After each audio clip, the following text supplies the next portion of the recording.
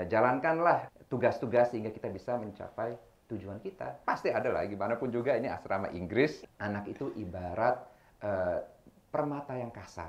Menarik ya Handik ya? Ini menarik banget sih, dari pagi loh.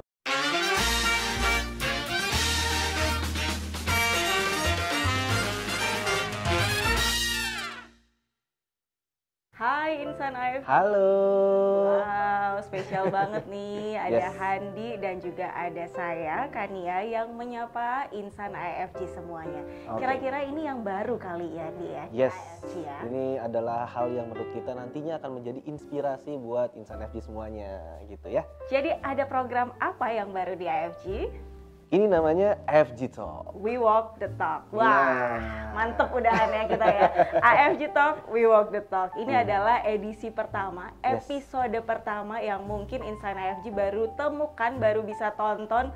Pertama kalinya AFG punya yang namanya podcast. Namanya yang tadi udah kita mention ya, AFG Talk. We Walk the Talk. Nah, karena ini episode pertama, spesial juga untuk bintang tamunya. Narasumber Betul. kita spesial banget Jadi kali ini. kalau misalkan kita ngomongin tadi podcast kita punya slogan namanya We Walk the Talk. Ini orangnya sosoknya memang seseorang yang sangat walk the talk menurut kita ini. Bener banget, bener banget. Kalau gitu nggak pakai lama, kita langsung sapa narasumber kita. Yes. Kali ini ada Bapak Fauzi Iksan. Halo Andi, ya bukannya. Selamat pagi Bapak, seneng Selamat sekali. pagi. Kita kalau misalkan di AFG, mau Betul. pagi, sore, siang, malam, selamat pagi. Harus biar Semangat semangatnya pagi. semangat pagi terus. Bener. Spesial banget Pak, mungkin banyak yang iri Pak dengan saya karena bisa ngobrol langsung sedekat ini dengan Bapak. Karena fansnya banyak Pak kalau di AFG. Bisa aja kan ya. Iya. Bener nggak Adi? Ini memang sosok yang kalau bahkan saya pun sebagai laki-laki kayak, gua kalau gede mau jadi gini. Wah. Inspiring sekali. Langsung ya menemukan Betul. role model. Role model yang paling tepat. Benar Gitu. banget. Ini tentunya spesial banget. Terima kasih Pak sudah meluangkan waktunya. Terima kasih. Dan kali ini kita bisa ngobrol santai apa aja ya Pak. Izin Apa dulu saja. nih Iya, kita apa nih saja. nggak enak kalau Pakai misalkan mohon nggak izin dulu izin. ya. Oh jangan. Jangan, ya, kita izin dulu Pak. Jadi sebelum kita ngobrolin soal lebih dalam tentang Pak Fauzi Ihsan, kira-kira pertanyaan pertama adalah simpel. Tadi kita bilang sosok Pak Fauzi adalah sosok yang paling walk the talk. Nah, walk the talk menurut Bapak kira-kira apa tuh Pak? Walk talk itu artinya apa yang kita utarakan, ya, kita juga lakukan. Ya. Nah itu mulai dari rumah, dari rumah sendiri. Misalnya kita bilang ke anak-anak, kalau misalnya makan mesti duduk ya. Ya, jangan main HP gitu. Ya walk talk artinya kita pun sebagai orang tua juga kalau makan ya harus duduk dan tidak main HP. Ya, simple. Lalu tingkatnya naik ke pimpinan di lembaga, di perusahaan. Ya lebih krusial karena banyak yang akan menilai kita berdasarkan ucapan yang kita utarakan. Ya. Dan mereka akan bilang, teman-teman akan bilang, oh pemimpin ini bicara A, dia melakukan A atau tidak. Ya. Jadi misalnya seorang pemimpin bilang, oh kita mesti work-life balance. Oke. Ya. Kita harus mengapresiasi kehidupan pribadi teman-teman, karyawan. Tetapi Sabtu Minggu dipaksa kerja, dipaksa rapat. Kalau misalnya itu urgent ya, it's okay, ya bisa dimaklumi ya. Yes. Karena dalam lembaga, dalam perusahaan pasti ada momen-momen tertentu di mana kita harus kerja all out bahkan hari Sabtu Minggu. Okay. Tetapi janganlah itu dilakukan sebagai kebiasaan.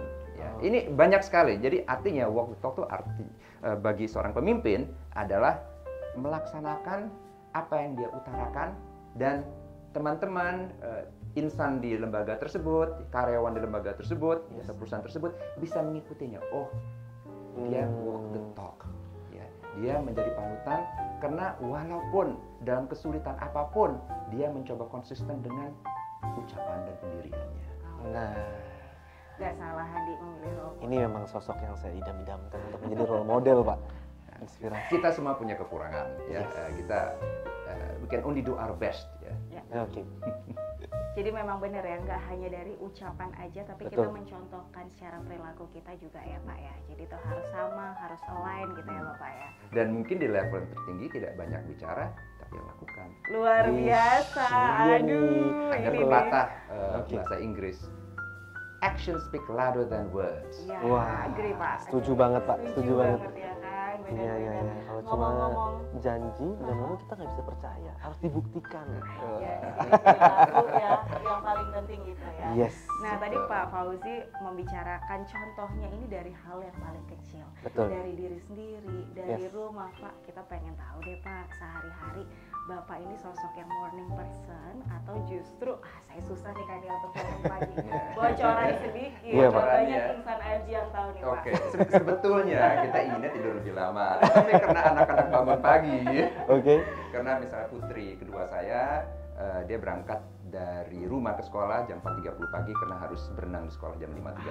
Wow, 4.30 4.30 Pak. Iya. 4.30. Oke, habis Ja- sholat dan langsung. dan putra saya yang bungsu berangkat jam 6 pagi dan sudah menjadi kebiasaan bagi saya sebelum mereka berangkat ya, kita sebagai orang tua memberi wejangan Oke. tiap pagi. Oke. Jadi ibaratnya supaya anak ini dari kecil Oke. sudah mengerti apa yang dia harus lakukan nantinya sebagai manusia, ya, manusia yang bertanggung jawab ya. Jadi hormatilah, hargailah teman kita, tentunya guru kita, ya. Bantulah, ya. Punyalah cita-cita yang tinggi, ya. Setinggi Oke. langit, Oke. ya. Oke.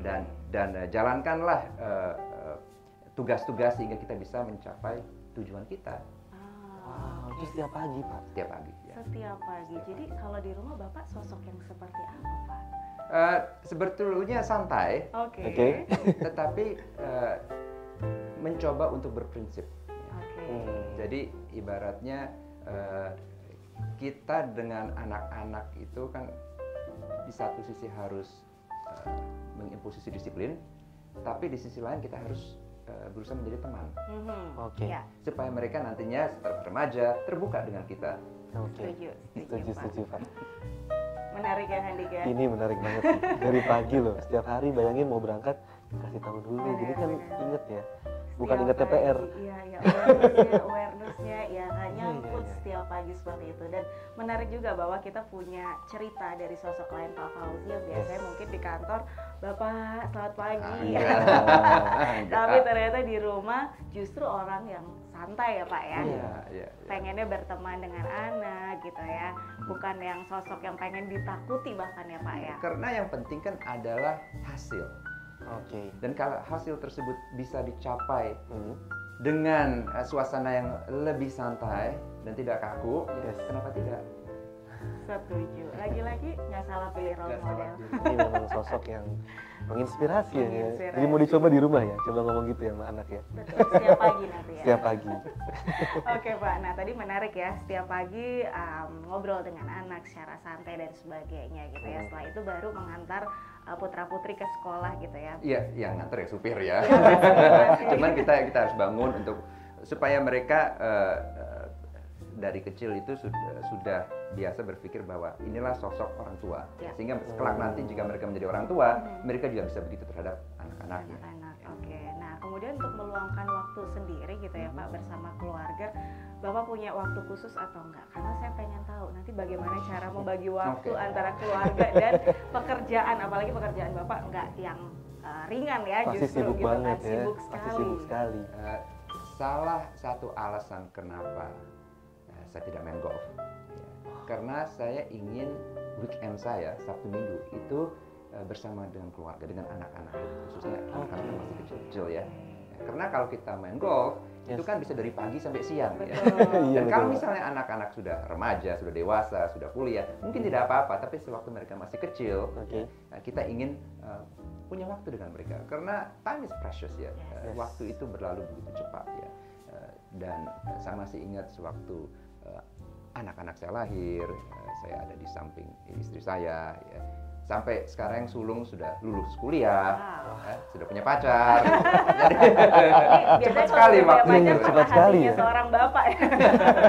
Ya, bagi saya yang penting itu kan adalah anak-anak kita bisa mandiri, bisa berdikari, bisa menjadi manusia-manusia yang berkontribusi kepada sekelilingnya, bisa bertanggung jawab, ya. Dan mereka punya destiny masing-masing, punya takdir masing-masing.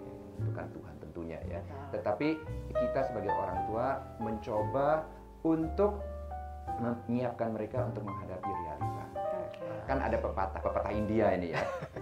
Anak itu ibarat permata yang kasar. Kita sebagai orang tua harus mengasahnya sehingga menjadi permata yang sangat bagus ya. Tetapi kita tidak pernah memilikinya. Karena permata itu memiliki destiny dan takdir sendiri, memiliki jalan sendiri. Nah, kita sebagai orang tua hanya harus memastikan bahwa this is going to be the best jewel that we create as parents. Ya, as parents ya Pak ya. Wow, luar biasa. Dan baru di sini juga akhirnya bocor kenapa Pak Fauzi nggak main golf kalau selama ini kan kita nggak pernah tahu nggak pernah tahu. Kenapa Pak Fauzi nggak pernah ikut gitu kan? Ternyata punya reason sendiri. Gitu, dan reasonnya cukup membuat kita justru jadi kayak mengingat bahwa wah benar waktu tuh betul berharga ya. Dan kita mungkin juga harus belajar dari situnya. Betul sekali. Nah Pak, ngomongin waktu yang sangat berharga. Ini kan mungkin banyak teman-teman ataupun insan IFG yang pengen tahu ya. Menurut Bapak kalau kita nih ya work life balance itu mungkin pengen gitu kan, tapi kadang kalau ada kerjaan nggak bisa nolak juga gitu ya Pak ya. Kalau versi Bapak sendiri, jam kerja yang efektif menurut Bapak supaya maksimal itu kira-kira berapa lama sih Pak? Tentunya beda dari industri ke industri ya. Kalau kita bekerja di pabrik ya kita harus mengikuti jadwal yang ada. Ya. Tapi kalau kita bekerja di sektor IT, di sektor finansial, itu sebenarnya lebih fleksibel.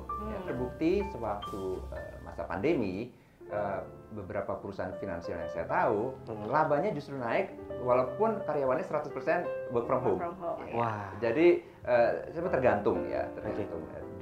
Kalau menurut saya yang penting itu adalah kerja secara efisien. Yang penting hasilnya nyata. Ya. Karena kita bisa kerja dari pagi sampai malam, tapi hanya berbincang-bincang, hanya rapat saja, tanpa keputusan yang nyata, tanpa eksekusi dan follow up yang nyata. Betul. Sementara lembaga yang efisien, perusahaan yang efisien itu jam kerjanya mungkin lebih sedikit.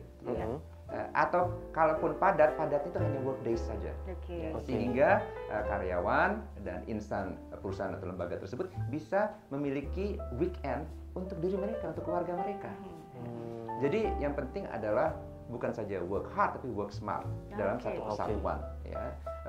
Dan kita harus tahu bahwa dalam satu tim ada aja kekurangannya. Ya, dan kita harus punya empati jika ada yang sakit, keluarganya sakit. Ya.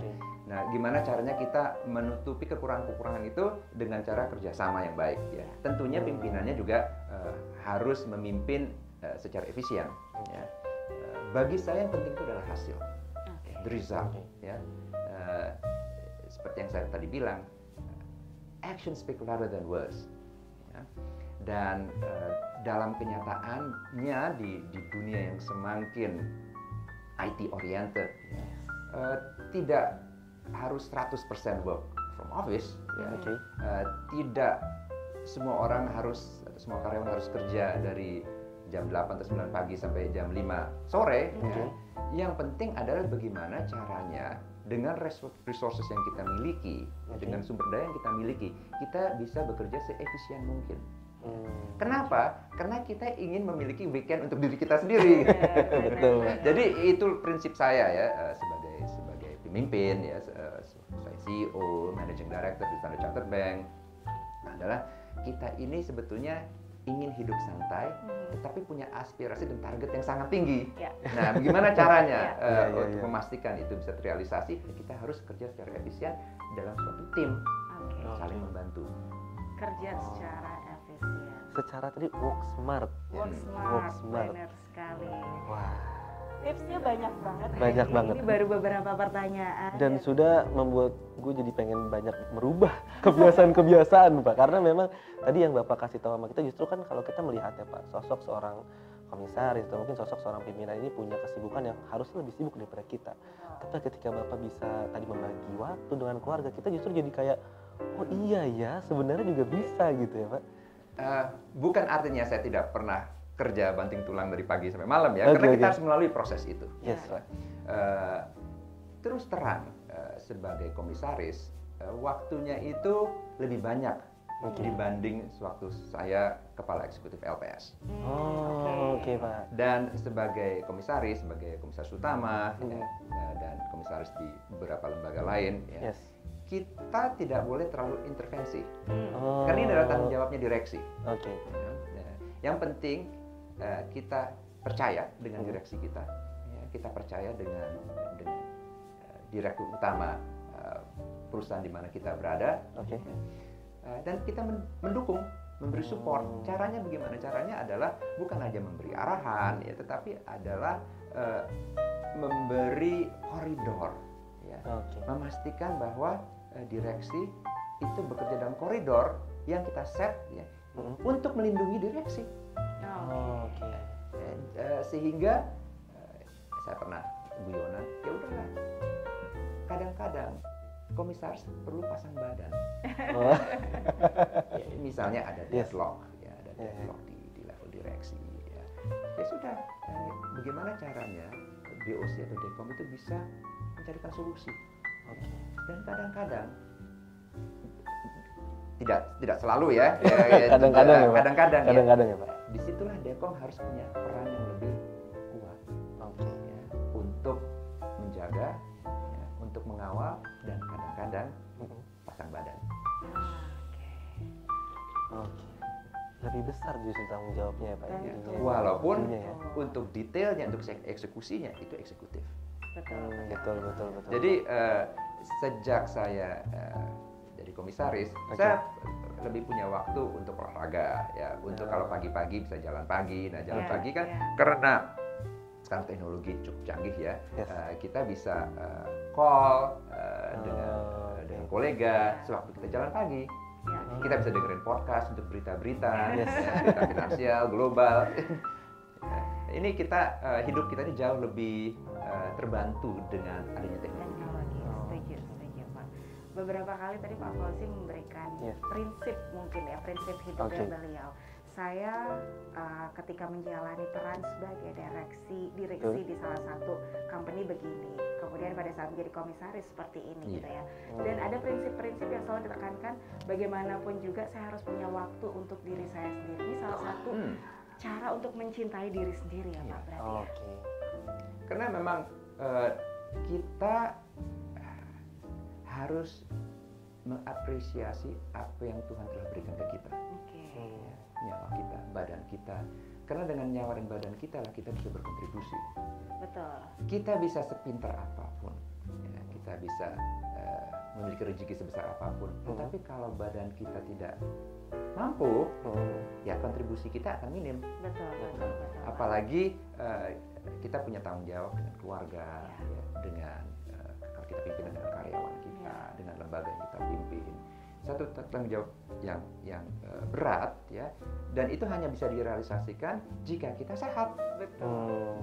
Jika kita punya state of mind yang kuat. Jadi diri sendiri terlihat ya bagaimana Pak Fauzi mencintai diri sendiri, bagaimana Pak Fauzi mencintai keluarga yang dari tadi sempat diceritakan, bagaimana Pak Fauzi mencintai karyawan-karyawannya, gitu ya Pak ya. Luar biasa. Dan ini nggak main-main sih, ini ilmu yang gede banget untuk kita, gitu ya. Bagaimana kita harus memulai untuk mencintai diri sendiri, mencintai lingkungan, mencintai keluarga, bahkan sampai ketika sudah menjadi seorang pimpinan di pucuk tertinggi harus tetap mencintai timnya, mencintai karyawannya. Karena gitu ya, Pak. Moto saya sewaktu saya jadi pimpinan adalah bagaimana caranya memperbaiki nasib anak buah saya, memperbaiki nasib lembaga yang saya pimpin, dan insya Allah memperbaiki nasib masyarakat yang berinteraksi dengan lembaga kita. Kembali lagi, life is fleeting, ya. Hidup ini cepat berlalu. Sehingga yang dilihat, yang dihitung, yang dinilai nanti adalah seberapa besar kontribusi kita sewaktu kita masih hidup. Betul. Ya.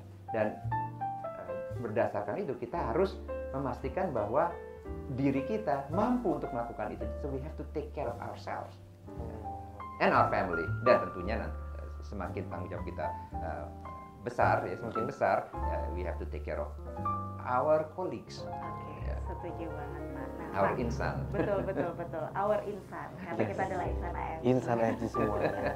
Oke Pak, dulu pada saat sekolah, nah ini flashback sedikit nih Pak. Kira-kira pernah kebayang nggak, wah besok besar saya mau jadi yang seperti ini gitu? Atau mungkin bisa diceritakan dulu waktu sekolah ngayalnya apa sih Pak? Dan gimana sih Pak gitu? Oke, mungkin saya terbuka saja ya. Sewaktu kecil, sewaktu saya SD, saya tidak ada bayangan akan keluar negeri. Oh, oke. Tetapi memang yang namanya jalan hidup ya, orang tua saya pisah. Oke. Pak. Nah, karena orang tua saya pisah dan saya putra satu-satunya, diputuskan untuk mengirim saya ke luar negeri. Ya. Walaupun sebetulnya anehnya juga kalau dipikir-pikir, yang minta itu saya. Oh, Bapak yang saya minta keluar negeri. Oh, ya udahlah, ya, kirim saya keluar negeri itu aja. SMP, SMA, 6 SD. 6 SD. Ya. Wow. Jadi orang tua saya juga kaget, gitu ya. Tapi saya bilang, saya minta kirim saya keluar negeri. Ya udah, akhirnya karena kebetulan juga keluarga kita mampu, ya, saya dikirim ke asrama di Inggris. Kaget ya, kaget waktu tiba di sana karena saya satu-satunya orang Indonesia, baru kelas 1 SMP, gitu. Tiba-tiba harus hidup di satu dormitory dengan 8 anak yang lain, gitu. Ya, dan semuanya itu tempat tidur dan lemari baju, udah itu aja yang ada gitu. Jadi jauh berbeda kondisinya. Jauh berbeda. Ya, bangun pagi pakai bel gitu. Kalau misalnya kita bangun telat dimarah-marahin, suruh lari gitu. Tapi itu yang memupuk kita, yang memberi saya fondasi, membangun nilai-nilai kehidupan. Kita harus berdikari, kita harus semangat ya, walaupun kita gagal awalnya, kita harus tetap bersemangat untuk bangkit kembali. Karena saya masih ingat sewaktu saya 1 SMP, tiap kali saya ujian, tiap kali ulangan, pasti hasilnya itu yang terendah di kelas. Terendah di kelas. Ya. Dan diumumkan kan, gurunya mengumumkan, diumumkan gitu. Nah, saya jadi paling, semua tahu ya. Semuanya Pak, tahu gitu. Jadi semua orang, banyak teman-teman yang ngatain saya. Nah, tapi itu memicu dan tentunya terbantu juga karena tiap pagi dan tiap malam saya berdoa. Sampai akhirnya selama 6 tahun saya di asrama di Inggris, nilai saya naik perlahan, dan sewaktu saya lulus SMA, saya satu-satunya dari lifting saya yang diterima di London School of Economics. Wow. Luar biasa. Tapi kebayang nggak, 6 SD sampai SMA Bapak berarti tinggal sendiri ya? Betul. Jauh dengan keluarga. Betul. Ya, kembali lagi ya kalau kita melihat ke belakang ya. Ada pepatah, hidup ini, jalan kehidupan ini ada maknanya. Things happen for a reason one way or another. Saya melihat ke belakang, jika orang tua saya tidak bisa, saya tidak mungkin keluar negeri. Ya. Kalau saya tidak keluar negeri, dikirim ke asrama, saya tidak mungkin bisa menjadi lebih tough. Bisa memiliki prinsip independen dan tidak terlalu khawatir gagal. Ya, kalau gagal bangkit lagi. Karena itulah yang saya alami dan tidak ada pilihan lain kecuali bangkit lagi. Berawal dari situ ya, tidak ada pilihan, akhirnya bangkit lagi. Jadi banyak sekali pelajaran yang waktu itu bisa diambil oleh Bapak ya. Tentu ya, bagaimana gampang menghadapi bullying, menghadapi rasisme. Ya, pasti ada lah, gimana pun juga ini asrama Inggris, mayoritas orang Inggris, saya satu-satunya orang Indonesia nggak bisa bahasa Inggris pula gitu. Dan jauh dari orang tua. Jauh. Secara support fisik nih kayaknya nggak ada, apalagi. Tapi juga saya beruntung karena ada keluarga Inggris yang ibaratnya mengadopsi saya. Ya, jadi kalau ada liburan pendek saya ke keluarga tersebut. Dan keluarga ini juga membantu mengajari saya nilai-nilai kehidupan. Ya, karena kebetulan keluarga tua, orang tua, dan pernah mengalami Perang Dunia Kedua. Jadi pernah mengalami di bom Jerman, gitu. Orang keluarga dari London ya. Betul. Jadi pernah mengalami life and death experience lah. dan itu yang juga membantu men-shape ya, dan membentuk sikap saya dalam hidup. Oke, wow, luar biasa. Tapi setelah berapa lama ya Pak? Berarti dari 6 SD sampai dengan lulus kuliah cukup lama ya. Cukup lama. Tapi akhirnya memutuskan untuk kembali ke Indonesia. Sampai dengan kuliah ya tadi ya. Iya, lulus S1 saya kembali ke Indonesia. Apa yang membuat Bapak ingin kembali lagi ke Indonesia Pak? Why? Artinya cinta yang luar biasa untuk bangsa ini atau seperti apa? Lebih ke keluarga ya. Karena saya juga tidak mau jauh dari keluarga, dan pada saat itu saya punya prinsip untuk sebisa mungkin berkontribusi ke negara. Prinsip ini kebetulan datangnya dari kakek saya. Dan sebagai wali kota Semarang pada saat itu, dia tidak memiliki anggaran untuk menjalankan